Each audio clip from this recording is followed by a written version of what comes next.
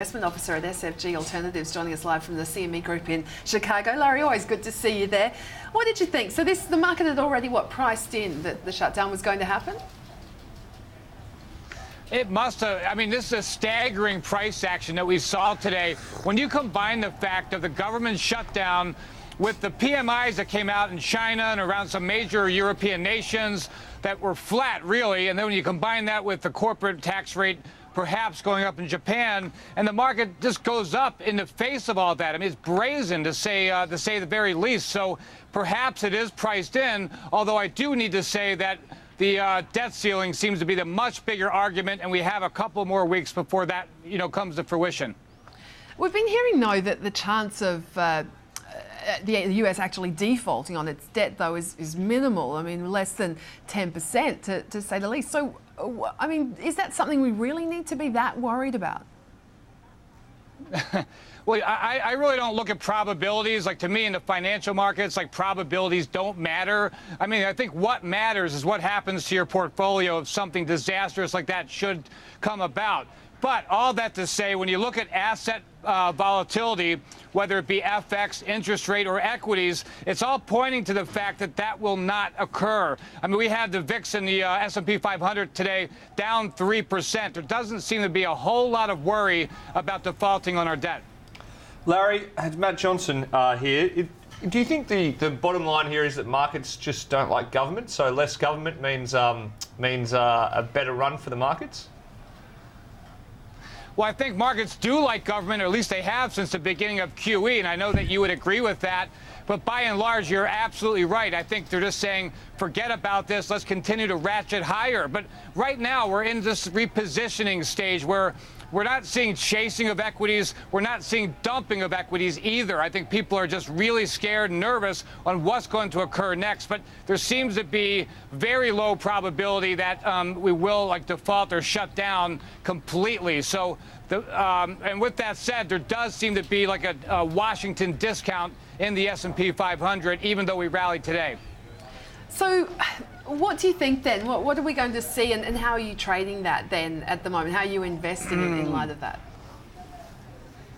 Well, the way I'm doing it, I realize and recognize there is a Washington discount. And once this gets cleared up, I do think we'll see the S&P 500 back to where it was after the FOMC meeting, which would be about 30 to 35 points higher than we are now.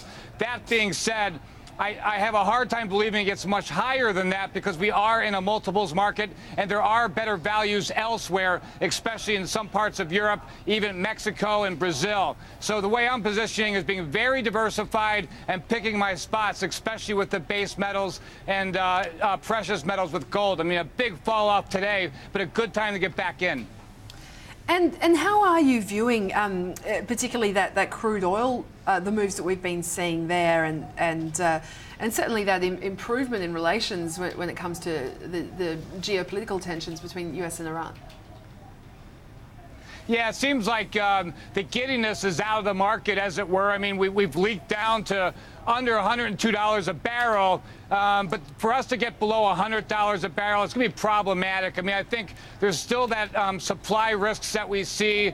And, I mean, it's been great in the North America, the UAE, also in Russia, but there's been very big supply problems coming out of some other countries around the world. They're going to offset that. So I think $100 a barrel is probably the floor right now for oil in the second half of 2013. Larry, you've mentioned stocks and commodities so far. What do you think of bonds here? I remember you saying a couple of weeks ago that you thought there was too much Summers and QE premium in the 10-year at near 3%. What do you think now? Yeah, like right now, I think a year from now, we could probably see 3.25% in the U.S. Treasury. But I would say very neutral duration right now. I mean, I think we could easily see 240, 250 in the U.S. Treasury. For us to get back up to 3%, it's going to take a lot of good things need to occur. So I'm just saying very neutral duration, probably like long 3s and 7s and short 5s.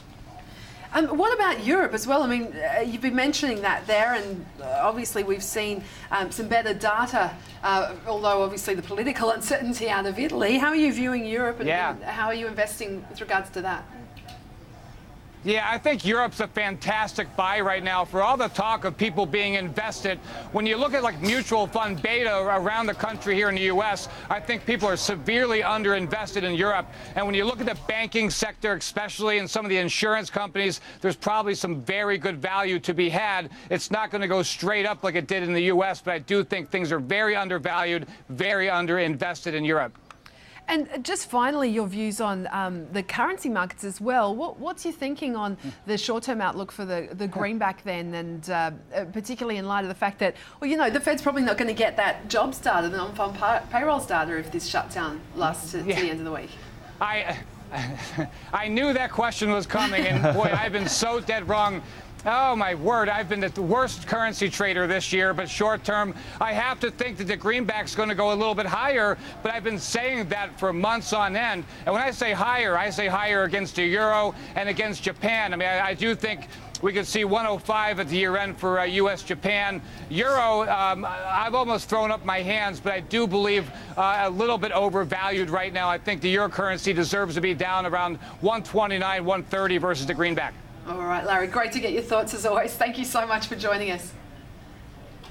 Thank you.